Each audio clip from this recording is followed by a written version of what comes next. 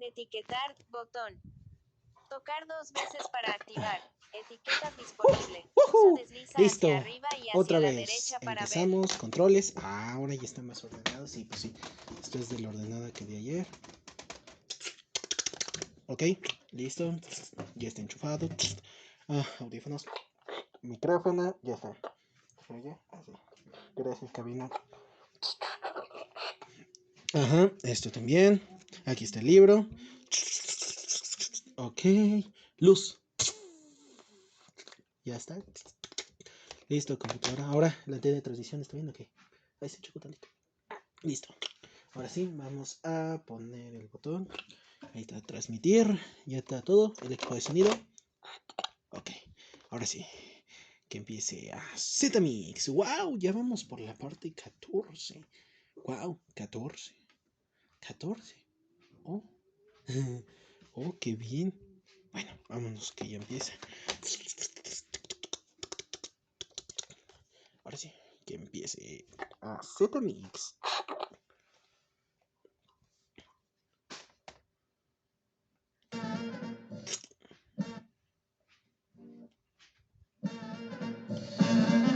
ZMix presenta la 14ª parte del audiolibro 5 semanas en globo, escrito por Julio Verne en 1863.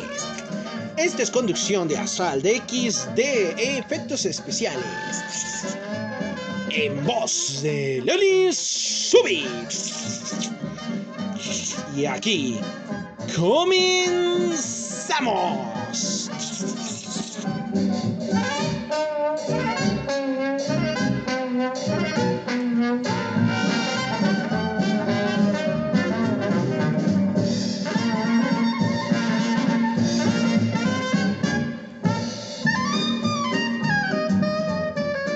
Hola amigos de ZMix, ¿cómo están? Espero que se encuentren muy bien ya otra vez. Ya ahora, ya martes exactamente que estamos transmitiendo ya esta tercera parte de este audiolibro.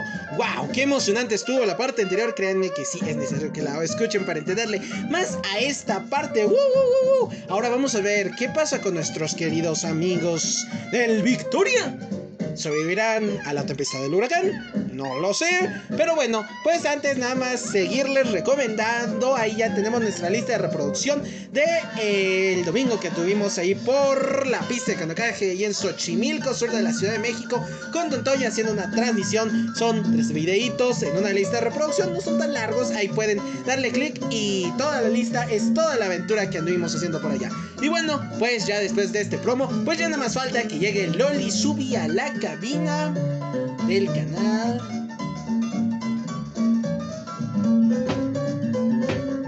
Hola Loli Subi, ¿cómo está? Tarde, noche de martes, un poco calurosa. Todo bien, ZMix. Bueno, pues ya vamos por la 14ª parte, así que pues, ¿qué le parece? Si ya continuamos. Hoy trae algunos saludos o algo así antes de empezar la transmisión en sí. No, ZMix, ahorita le agradezco que le baje un poquito el volumen porque anda un poquito ronca. Bueno, no se preocupe, ahorita le configuramos la pista ya para esto. Pero bueno, pues ya nada más, ahora sí. Bueno, mientras tanto nada más les recomiendo suscríbase al canal, denle like a estos videos para no perderse de más partes como esta. Y bueno, pues pues ya mero que empecemos ahorita. Recuerden también mis redes sociales aprovechando: Facebook Sebastián Arca, correo electrónico sebasmi2304@gmail.com. Toda la información se las dejo ahí en la descripción. Al igual pueden escríbenos en la cajita de comentarios. Ya saben que siempre se los respondo a ustedes. Ahí en la cajita una respuesta mía más su manita. Y si su comentario es súper padre, súper original, que nos gusta mucho, pues ahí le va el corazón rojo de rojo. Ya Loli subió ahora sí un trago de agua, así que pues yo también, porque con este libro como no da ganas de ahora sí valorar más del agua. En fin, pero bueno, pues ahora sí, continuamos con la parte 14 del audiolibro 5 semanas en globo, escrito por Julio Verne en 1863. Y ahora sí, como decimos en ZMix, la historia continúa aquí.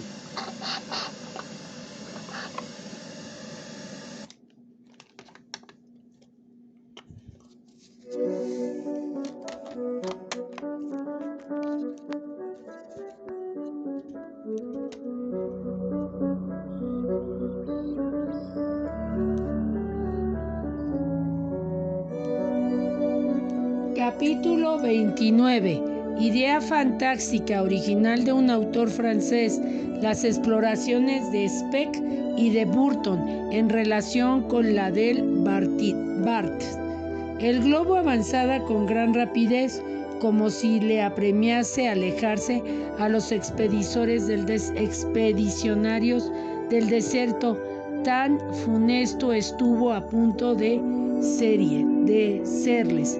A las 9 de la mañana comenzaron a notarse algunos síntomas de vegetación, hierbas flotantes sobre aquel mar de arena que anunciaban a los expedicionarios como a Cristóbal Colón la proximidad de tierra firme. Verdes retoños que brotaban tímidamente entre las rocas, convertidas a su vez en peñascos de aquel océano. Algunas colinas poco elevadas, todavía ondulantes en el horizonte. Su perfil, espumado por la bruma, se dibujaba vagamente en una palabra. Cesaba la monotonía. El doctor saludó con júbilo a la nueva comarca, faltándole poco para gritar como un vigía de a bordo: ¡Tierra! ¡Tierra a la vista! ¡Tierra! ¡Tierra a la vista! Una hora más tarde veía extenderse ante sus ojos el continente de un aspecto agreste, todavía, pero menos uniforme, menos desnudo. ¿Estamos ya en país civilizado?, preguntó el escocés. Debe usted hablar en sentido figurado, señor Kennedy, objetó Pepe, porque aún no se ven habitantes. Al paso que vamos, contestó el doctor, no tardaremos mucho en verlos. ¿Pero seguiremos en territorio de negros?, interrogó Pepe a su señor. Sí, pero casi lindante con los árabes auténticos, con sus correspondientes camellos. No, sin camellos. Tales animales son raros, por no decir desconocidos, en estas comarcas. Para encontrarlos hay que remontarse unos cuantos grados al norte. ¡Qué lástima! ¿Por qué, Pepe? Porque si el viento se nos tornara contrario, podríamos utilizarlos. No sé cómo. Sí, ¿para qué? Muy sencillo, señor. Es una idea que se me ha ocurrido. De pronto, podríamos engancharlos a la barquilla y dejarlos remolcarlos por ellos. ¿Qué tal? Llegaste tarde, Pepe, porque aunque somos novelescamente, tu idea ha sido explotada por un ingeniero autor francés. Unos viajeros unecen a su globo y se hacen conducir por camellos. Llega un león que devora los camellos, se tragan el remolque y tiran a su vez, y así sucesivamente. ¿Cómo ves? Todo esto pertenece al dominio de la fantasía. No tiene nada de común con nuestro género de locomoción. Pepe, aún humillado a pesar que ya se había hecho uso de su idea, inquirió por su capote que Aníbal sería capaz de devorar a León, pero no poniéndose a atinar como él, volvió a entregarse a la contemplación del paisaje. Su mirada dominó un lago de regulares dimensiones, ceñido por un anfiteatro de colinas que alcanzaba la categoría de montañas. Entre sus cañadas serpenteaban numerosos y fecundos vallecillos en los que se creía verdaderamente arañas de árboles ¡Salud! de las más variadas especies. Gracias a Zetamis. Resultaba en aquella masa las palmeras de Guinea, cuyos espinosos troncos exportan hojas de 15 pies de longitud. El bombax cargaba el viento a su paso de la fila pelusilla de sus simientes. El penetrante aroma de los pedanús, el queda de los árabes ensamblaban el ambiente hasta la zona que atravesaba el Victoria. Los papagayos de ancho follaje, el estercorario que produce la nuez de Sudán, el baobab y los plátanos contemplaban la exuberante flora de las regiones intertropicales. El panorama es soberbio, dijo el doctor. Ya se ven animales, observó Pepe. No estarán lejos los hombres. ¡Qué magníficos elefantes!, exclamó Kennedy. ¿No habría medio de cazar uno? De cazar un rato. ¿Cómo detenernos, mi querido Ricardo? Con una corriente tan violenta, no. Sufre un poco el suplicio del tántalo. Ya te desquitarás más tarde. Había motivo, en efecto, para excitar la imaginación de un cazador. El corazón de Ricardo saltaba en su pecho. Sus dedos se crispaban sobre la culata de su perder. La fauna de la comarca no era menos notable que la flora. Los toros bravos se revolcaban en la espesura del follaje, bajo el cual desaparecían por completo elefantes grises, negros o amarillos, de colosales proporciones. Paseaban con una trompa por en medio de los bosques, rompiendo y derribando, asolando, devastándolo todo a su veloz carrera. En la frondosa vertical de las colinas manaban, corriendo hacia el norte, numerosos torrentes y curso de aguas, en los que se zambullían con estrépito los hipopótamos y manatís de 12 pies de longitud y cuyos pisiformes, tendiendo panza arriba en los márgenes, dando al viento sus redondeadas mamas repletas de leche.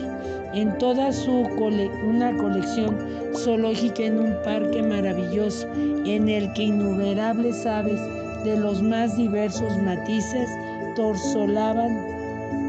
tornasolaban a través de árboles y arbustos. En aquella prodigilidad de la naturaleza, el doctor reconoció el espléndido reino de Adamova. Amigos míos, dijo, hemos invadido el territorio descubierto en lo más reciente investigaciones y reanudando la pista ininterrumpida de los exploradores en una feliz coincidencia que nos permitirá conexionar los trabajos llevados a cabo por los capitanes Burdo y Speke con los efectuados por el doctor Ambursbat. No tardaremos en llegar al límite máximo alcanzado por este sabio audaz. Me parece, contestó Ricardo, que entre ambas exploraciones exista una vasta extensión de territorio, a juzgar por la distancia que llevamos recorrida. Bien fácil es de calcular. Toma el mapa y mira en qué grados de longitud está situado el extremo meridional del lago Ukerewe, a donde llegó Speke en 37 aproximadamente, a la población de Yola, punto arribaba de Barba, que veremos esta misma tarde. En el 12º, poco más o menos. Hay, por tanto, una diferencia de 25 grados que a 70 millas cada uno da un total de 500 millas. Una friolera, si hubiéramos tenido que andar a pie, observó Pepe. No faltará quien lo haga, replicó el doctor. Livingstone y Moffat han penetrado hacia el interior. El lago de Lisa, descubierto por ellos, dista poco del Tanganica, reconocido por Burdon antes de fin de siglo. Estarán exploradas estas inmensas comarcas, añadió consultando la brújula. El viento nos indica exageradamente el oeste. Lo siento, señor. Hubiera querido remontarme hacia el norte. Después de 12 horas de marcha, el Victoria se hallaba con los fines de la Nigricia. Los primeros habitantes de aquellas tierras árabes chuas apacentaban sus rebaños nómadas. En el horizonte descollaban las vastas cumbres de las montañas atlánticas que no han hollado todavía plantas europeas y cuya elevación se calcula en unas 300 toesas. Su pendiente occidental determina el curso de todas las aguas de aquella región africana hacia el océano. Son sus montañas de la luna. Por fin apareció a la vista de los expedicionarios un verdadero río. Por el constante hormigueo que se advierte en sus márgenes, el doctor reconoció en él al Beone, uno de los más importantes afluentes del Níger, al que los indígenas han aplicado el calificativo de origen de las aguas. Este río, dijo a sus compañeros, será como el tiempo, la vía natural de comunicación con el interior de Nigricia. El vapor Pleiade, mandado por uno de nuestros más bizarros capitanes, lo han remontado ya hasta Yola. Como veis, estamos en país conocido. Numerosos esclavos se dedicaban a las faenas agrícolas, cultivaban el sorgo, especie de mijo que constituye la base de su alimentación. Todo ello mostraba un asombro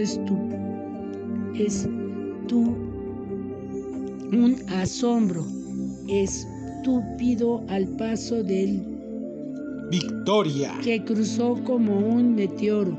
Al caer la tarde, los expedicionarios se detenían a las 40 millas de Yola, adivinando a lo lejos las dos agudas cúspides del Montan Medi. El doctor hizo lanzar las anclas que predecieron en la copa de un corpulento árbol, pero un viento durísimo balbuceaba al Victoria. Préstame tantito la lamparita Z1000. Ok, vamos bien.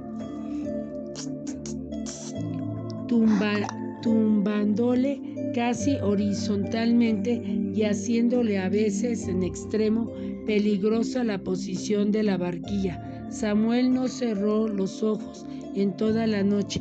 En más de una ocasión estuvo a punto de cortar los cables de retención y dejar arrastrar por el vendaval, pero la tormenta fue amainando y las oscilaciones del aerostato dejaron de ser inquietantes.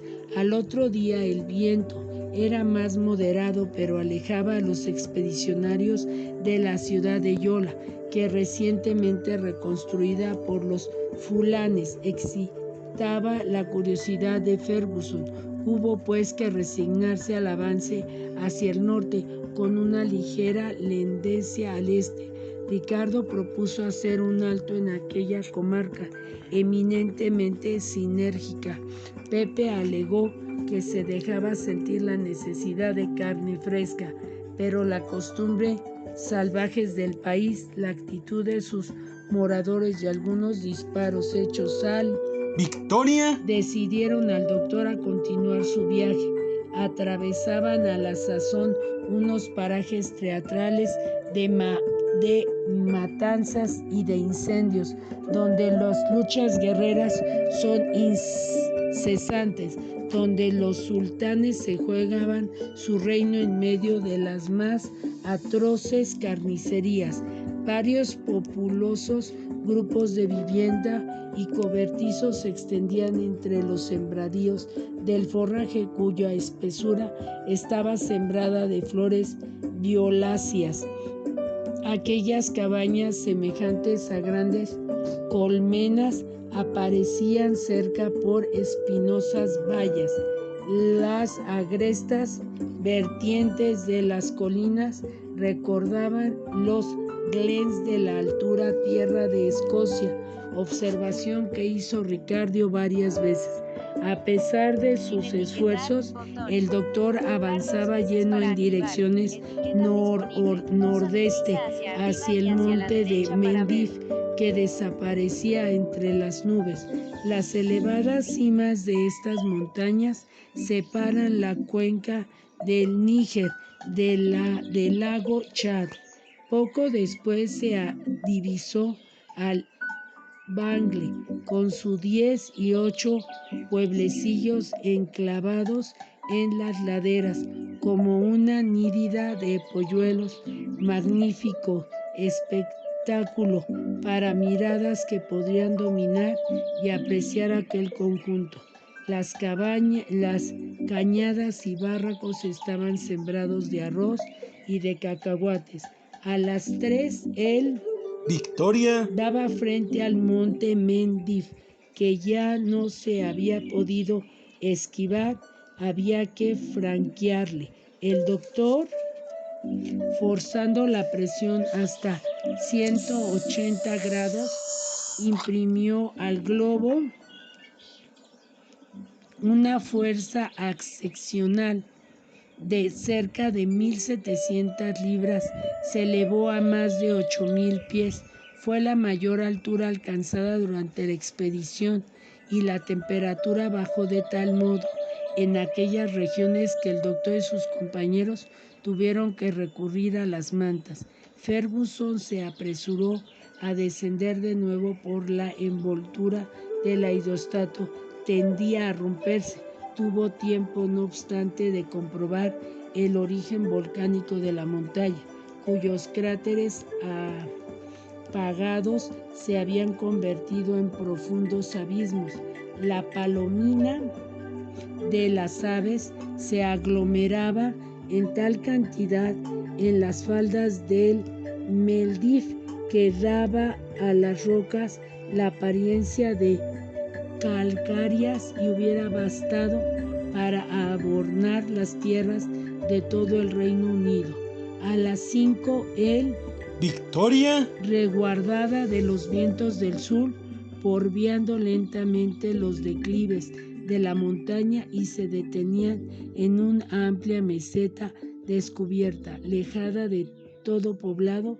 En el momento de tocar tierra, se adoptaron las precauciones necesarias para retener el globo sólidamente, y Kennedy, armado de su carabina, se lanzó por el plano inclinado, no tardando en regresar con media docena de nades silvestres, una especie de becasina que Pepe condimentó lo mejor que supo.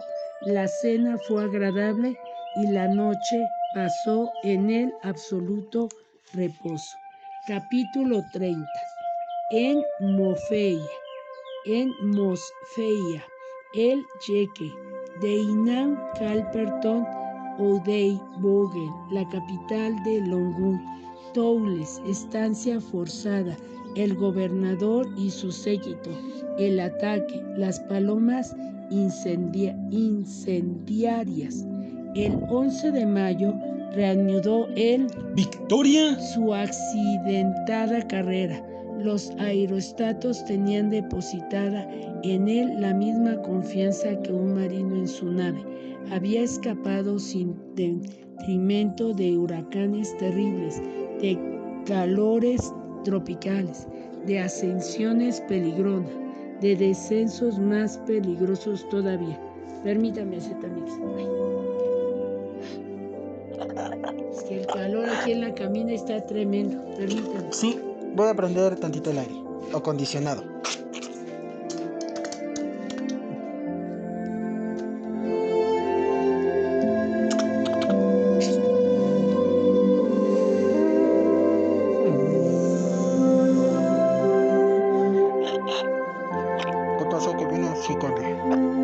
aire acondicionado, sí, el control. Sí, 15 grados. Ok, gracias. Gracias. Ya me entró los...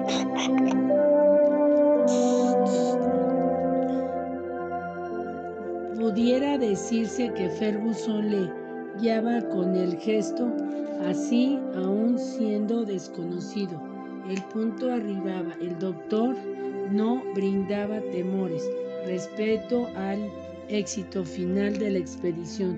Únicamente las pruebas le aconsejaban rodearse de las más severas precauciones.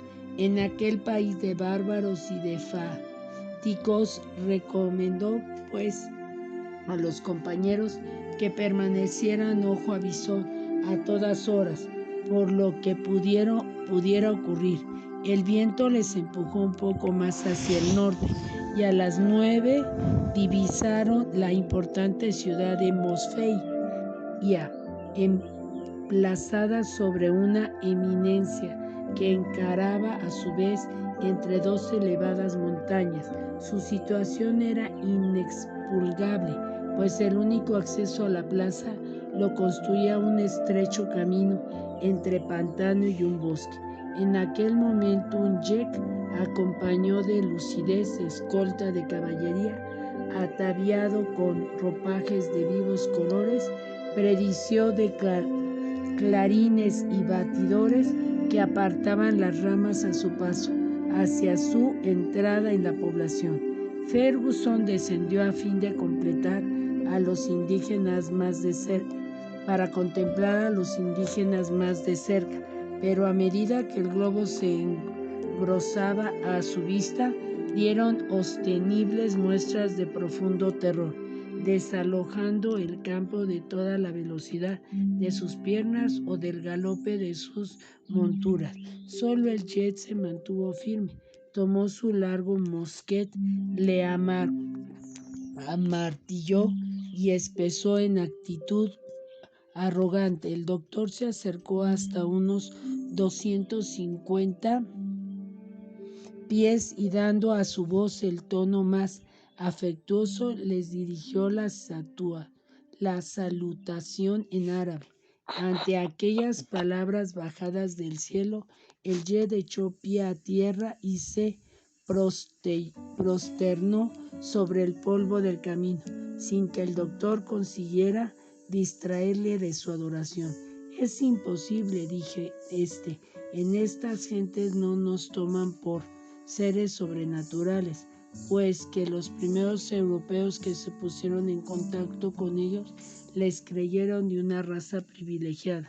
Cuando este Getty habla de su encuentro con nosotros, nos dejará de ampliar el hecho como todos los recursos de una imaginación árabe. Juzgad por ello, por tanto, de las leyendas que se formarán andando el tiempo acerca de nuestra presencia en estos lugares. Esto puede ser perjudicial, contestó el escocés, desde el punto de vista de la situación, del punto de vista de la civilización, sería preferible pasar por simples mortales. Esto daría a los negros una idea bien distinta del poderío europeo. Estamos de acuerdo, amigo Ricardo, pero ¿qué podemos hacer nosotros? Por mucho que explicaras a los sabios del país el mecanismo de un aerostático, no te comprenderán y admitirán siempre en ello una intervención divina. Señor, inquirió Pepe, ¿acaba usted de hablar de los primeros europeos que exploraron este país? ¿Por qué no nos lo cita?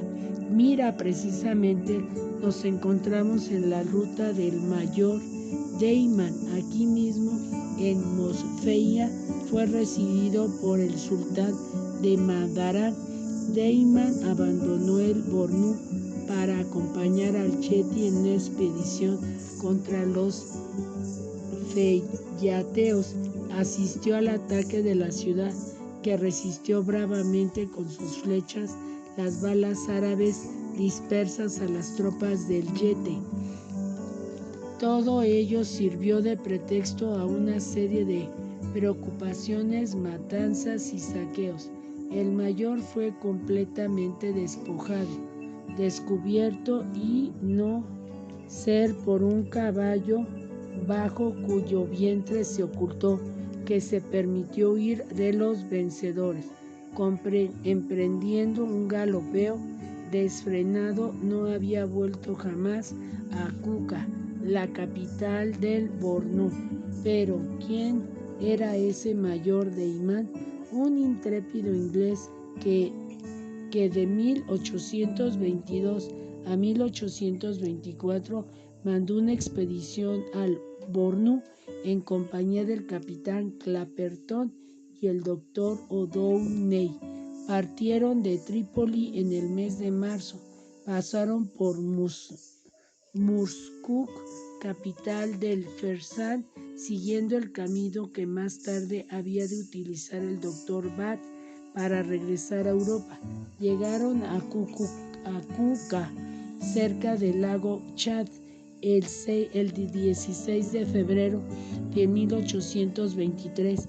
De Imán realizó diversas exploraciones en las regiones del Bornu y de la Mandara, en los márgenes orientales del lago.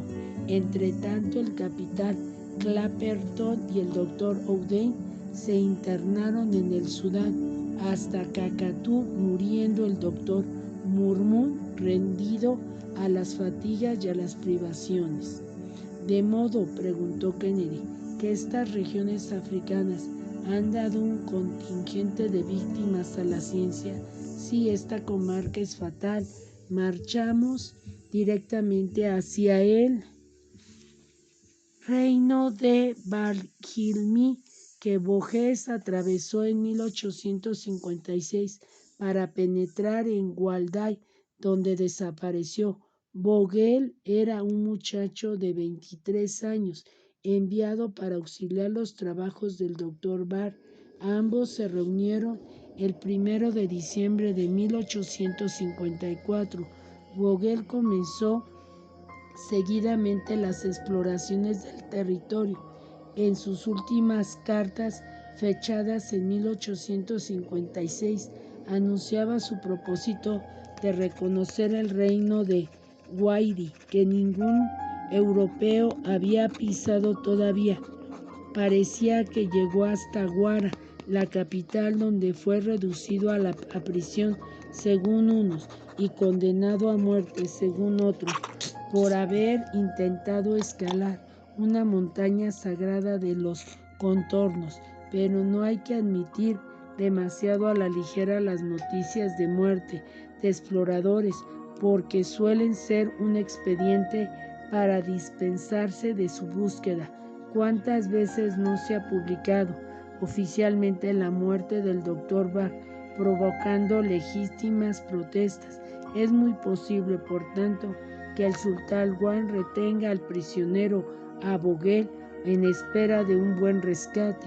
El barón de Neives emprenderá el cambio de igual cuando te sorprendió la enfermedad que le condujo al sepulcro en el Cairo en 1855.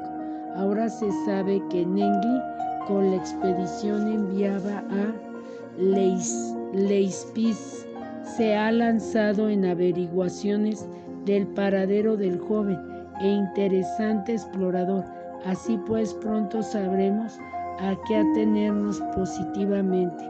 Mosfeida desapareció poco después en la lontananza, desarrollándose ante las miradas de los expedidores. Las monarcas del Mandará, en toda su asombra fertilidad, con sus bosques de acacias y plantaciones de algodón, de añil, el Chari, que vierte sus aguas 80 millas más lejos en el lago Chad, corrían impetuosamente por su cauce. El doctor indicó a sus compañeros el curso del río en las cartas de Barth. Fijaos bien, se dijo, en la minuciosidad y precisión de los trabajos del ilustre sabio. Ahora marchamos en línea recta hacia el distrito de Longum, probablemente hacia su capital, Carcay. Allí fue donde murió el pobre Toule cuando apenas contaba 22 años. Era un joven oficial abanderado del 8 Regimiento que hacía unas cuantas semanas se había agregado al mayor de Imán. Esta inmensa comarca puede calificarse justamente de tumba de europeos. Unas cuantas canoas de 50 pies de longitud descendían a favor de la corriente del Chan. Los indígenas no se percataron de la presencia del Victoria. Pero el viento que hasta entonces había soplado con cierta intensidad tendió a disminuir. A ver si vuelve la calma, chicha, dijo el doctor. No importa, contestó Pepe. Ahora no somos de temer ni la falta de agua, ni la permanencia en el desierto, pero lo son todavía más los habitantes. Allí veo algo que se parece a un pueblo. Es Carcay. Las últimas ráfagas del viento nos conducían a él, y si nos conviene podemos levantar un plano exacto. ¿Por qué no nos aproximamos a algo más?, preguntó Kennedy. Nada más fácil, Ricardo. Avanzamos directamente sobre la población, de modo que cerrando la llave del dilatador comenzaremos a descender enseguida. Media hora después, el Victoria se mantenía inmóvil a 200 pies del suelo. Ya se había cumplido tu deseo, dijo el doctor. Estamos más cerca de Carcá que lo estarían de las calles de Londres. Un hombre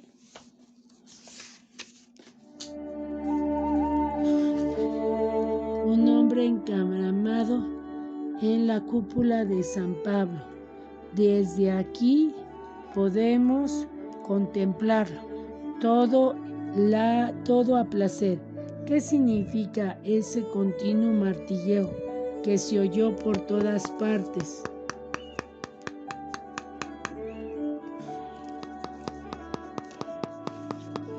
Preguntó Ricardo.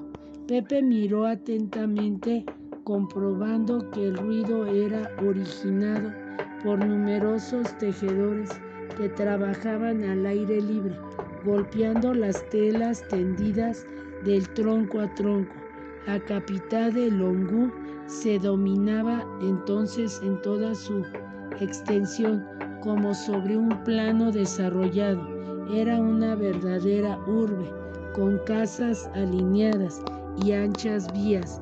En el centro de una vasta plaza se hallaba establecido un mercado de esclavos en el que abundaban los licitarios, porque las mandarinas, con sus diminutos pies y sus breves manos, eran muy solicitadas y se colocaban ventajosamente a la vista del Victoria. Se produjeron los acostumbrados efectos: un griterío, estruendo, seguido de una profunda estupefacción.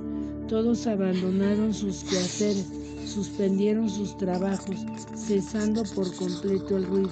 Los expedicionarios permanecían en perfecta inmovilidad, sin perder un detalle de su pompulosa villa, llegando a descender a 70 pies del suelo. Entonces el gobernador salió de su morada, desplegando su estandarte verde, acompañado por sus músicos que soplaban a todo pulmón, arrascando troncos sonidos a unos cuernos de búfalo. La multitud se agrupó en su derredor. El doctor intentó hacerle oír, sin guiarlo. Aquellos indígenas, con su frente erguida, sus rizosos cabellos y su nariz casi aguileña, denotaban inteligencia y fiereza, pero se advertía el entorno causado por la presencia del Victoria. Los jinetes corrían en todas direcciones, no tardó en evidenciarse que su congregación, las tropas del gobernador, para convertir a un enemigo tan extraordinario. Pepe se cansó a sus fuerzas de agitar al viento pañuelos de todos los colores, sin obtener resultado alguno. Por fin el jeque, rodeado de su séquito, reclamó el silencio y pronunció un discurso en una jerga mezcla de árabe y banguín de la que nada pudo sacar en limpio el doctor. Únicamente coligió por el idioma universal de los gestos una invitación expresa a que se marchara. Eso hubiera deseado Ferguson, pero lo había imposible. La falta de viento, su resistencia, exasperó al gobernador y a sus cortesanos, que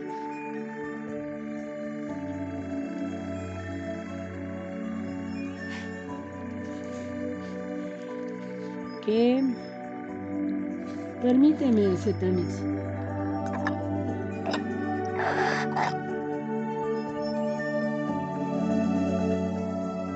Su resistencia exasperó al gobernador, que sus cortesanos que prorrumpieron sus desaforos gritos para obligar al monstruo a que huyera. Los tales cortesanos eran unos personajes singulares, embutidos en 5 o 6 camisas de abigarrones matices, sostentando unos vientres enormes, algunos de los cuales parecían postizos. El doctor asombró a sus compañeros, instruyéndoles de que aquella era la forma de congraciarse con el sultán. La redondez del abdomen indicaba la ambición de la gente. Aquellos panzudos gesticulaciones y vociferaban, sobre todo uno de ellos que debía ser primer ministro, si su volumen había obtenido la merecida recompensa. La muchedumbre negra unía a sus alaridos a los gritos de la corte, repitiendo sus ademanes a manera de monos, lo cual producía un movimiento idéntico y simultáneo de 10.000 brazos. A estos medios de imitación, que fueron juzgados insinuantes, se agregaron otros más eficaces y terribles. Los soldados armados de arcos y flechas se alinearon en orden de batalla, pero ya el Victoria se inflaba, elevándose tranquilamente fuera de su alcance. Entonces el gobernador se apoderó de su espingarda y apuntó en dirección al globo, pero Kennedy, que le vigilaba, hizo saltar el arma en pedazos de las manos del jeque de un balazo de su caravana. Ante tan inesperado golpe se inició una desbandada general. Todos se refugiaron presuntamente en sus viviendas durante el resto del día. La población permaneció absolutamente desierta. Cayó la noche sin que se mortificara la inmensidad del viento, habiendo de resignarse los expedicionarios a continuar inmóviles a 300 pies del suelo. No se veía una luz y reinaba un silencio de muerte. El doctor redobló las precauciones. Aquella calma podía ocultar una celeda. No resultaron infundados los temores de Ferguson. A medianoche la ciudad parecía incendiarse. Centenares de surcos de fuego se cruzaron como cohetes, formando entremados de llamas. ¡Qué cosa tan rara!, dijo el doctor. Dios me valga, exclamó Kennedy. Cualquiera diría que el incendio sube, acercándose a nosotros. En efecto, la masa de fuego ascendía en el espacio entre atronadores gritos y estábidos de detonaciones. Pepe se dispuso a tirar lastre. Ferguson no tardó en explicarse la causa del fenómeno. Se había lanzado contra él ¡Victoria! millares de palomas atado a sus colas materiales combustibles. Los animales revoloteaban asustados, trazando en el aire brillantes zigzags. Ricardo disparó a bulto todas sus armas, pero que representaban unas cuantas bajas en este inmensurable ejército.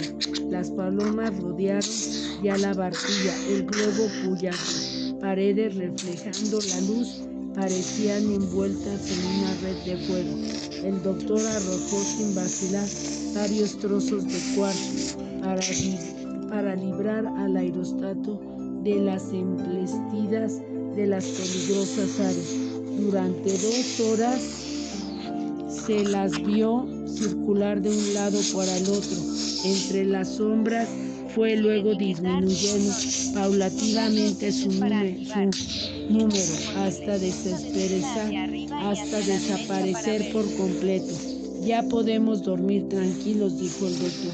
Para salvajes el procedimiento no está mal ideado, declaró Pepe. Ordinariamente, contestó Samuel, lo empleado para incendiar los techos de las cabañas de los poblados, pero esta vez la cabaña se ha elevado más que sus volátiles incendiadores. Decididamente, dijo Ricardo, no hay enemigo terrible para un globo. Sí, los hay, replicó el doctor. ¿Cuáles? Los imprudentes que llevaban en su barquilla. Por tanto, solo he de recomendarles una cosa: vigilancia, vigilancia y vigilancia. Bueno, radioescuchas de AZ Mix, dejamos aquí nuestra lectura para pronto seguir con el capítulo 31. Hasta luego y disculpen mi ronquera. No hay problema, Loli, Sui, a cualquiera nos sucede. Mixeros, pues, ¿qué les parece después de un ávido enfrentamiento entre nativos y nuestros queridos aeronautas y enfrentándose a un enemigo mucho peor, que es un incendio? Sí, señor. Sí, un globo y el fuego pues no se llevan, francamente. Así que pues, principalmente, ¿por qué? Bueno, eso se los diré un poco más o menos. Recuerden que el globo está hecho de hidrógeno y el hidrógeno es un gas inflamable. Al momento de las flamas tocar el hidrógeno, sí, exactamente, gracias, Karina, hace una explosión, ya que se inflama todo el gas. Y ahí sí, nuestros compañeros, como diríamos aquí en México, ya hubieran valido. Pero bueno, mixeros, pues afortunadamente no sucedió eso. Y pues sobrevivieron y lograrán pasar la noche. Pero claro, con sus conciencias un poco intranquilas, ya que deberán de ahora estar más atentos. Tendrán que las vigilancias serán más estrictas. Tendrán que literal tener arma en mano o algo así para defenderse de estas tribus nativas que los confunden a veces o con seres divinos o con seres conquistadores o con algo malo. Sí, yo creería más o menos así.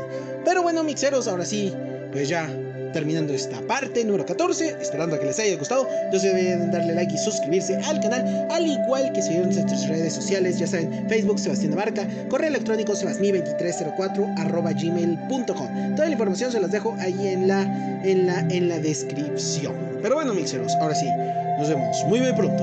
Y recuerden que esto continuará. ¿Quién fuera? AZ Mix.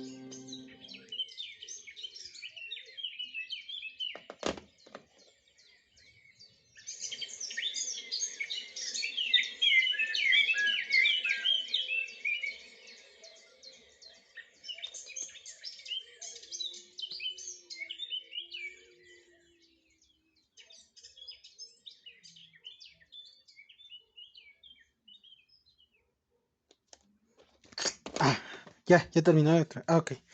¡Ay, qué bien! Sí, ya toca. Ay, me toca hacer la cena. ¿Qué voy a hacer? Ay, creo que tortas de jamón. Sí. Ay, ahora sí, con ganas de un helado. Ay, no manches, ya el aire acondicionado ni funciona. Ay, Sin etiquetar, estamos de botón. calor, ahora sí como nuestros Tocar 2 compañeros veces de la para historia en activar. el desierto. Etiquetas Ay, pero disponible. bueno. Usa Ay, sí, desliza se me hacia olvidó el arriba y televisor. hacia la derecha La para ver. antena. Así, la antena aquí. Aquí está.